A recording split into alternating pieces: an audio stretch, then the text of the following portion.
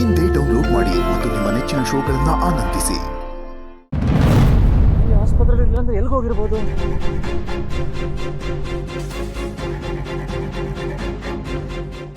ಇಲ್ಲಿ ಇಲ್ವಲ್ಲ.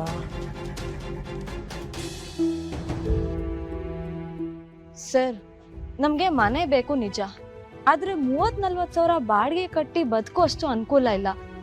ನೀವು ತೋರಿಸ್ತಿರೋ ಮನೆ ಎಲ್ಲ ತುಂಬಾ ಕಾಸ್ಟ್ಲಿ ಆಯ್ತು ಸರ್. ಅದೇನ್ ಗೊತ್ತಾ ಮೇಡಮ್, ನಮಗೆ ಹೆಣ್ಣು ಮಕ್ಕಳು ಸೇಫ್ಟಿ ತುಂಬಾ ಮುಖ್ಯ.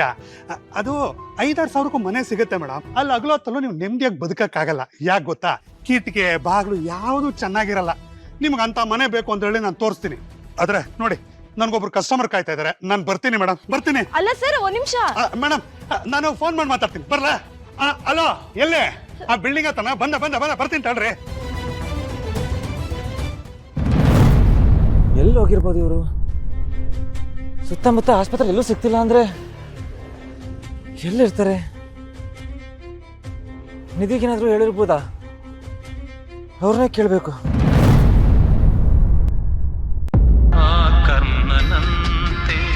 ಕರ್ಣ ಸರ್ ಯಾಕೆ ಕಾಲ್ ಮಾಡ್ತಿದ್ದಾರೆ?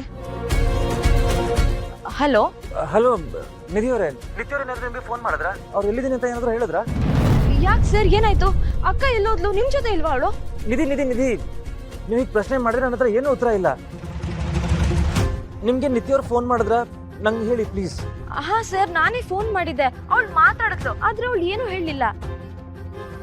ಆದ್ರೆ ಅಲ್ಲಿ ಯಾರೋ ಆಸ್ಪತ್ರೆ ಅಂತ ಹೇಳಿದ್ದನ್ನ ನಾನು ಕೇಳಿಸ್ಕೊಂಡೆ. ಯಾವ ಆಸ್ಪತ್ರೆ ಅಂತ ಏನಾದ್ರು ಹೇಳಿದ್ರ? ಹಾ, ಹಾಸ್ಪಿಟಲ್ ಅಂತ ಹೇಳಿದ್ದನ್ನ ನಾನೇ ಕೇಳಿಸ್ಕೊಂಡೆ ಸರ್. ಅದನ್ ಬಿಟ್ಟು ಬೇರೆ ಏನು ಗೊತ್ತಿಲ್ಲ ನನ್ಗೆ. ಸರಿ ಸರಿ, ಅದು ಸಾಕು, thank you. Hello sir.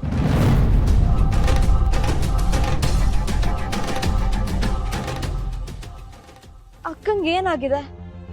Karna ಸರ್ಗೂ ಹೇಳ್ದೆ ಯಾಕೆ ಹೋಗಿದ್ದಾಳೆ?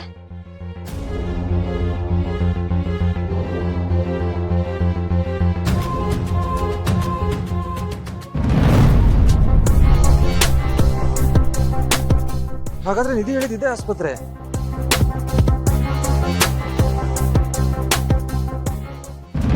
ಎಕ್ಸ್ಕ್ಯೂಸ್ ಮೀ, ಇಲ್ಲಿ ನಿತ್ಯ ಅಂತ ಅಪಾಯಿಂಟ್ಮೆಂಟ್ ತಗೊಂಡಿದ್ರಲ್ಲ, ಎಲ್ಲಿದ್ದಾರೆ ಅವರು? ನೀವು ಅವ್ರಿಗೆ ಬೇಕಾಗಿರೋನು ಆಗ್ಲೇ ಚೆಕಪ್ ಆಗೋಯ್ತಲ್ಲ. ಆಲ್ರೆಡಿ ಅವರು ಓಟಿನಲ್ಲಿ ಇದ್ದಾರೆ.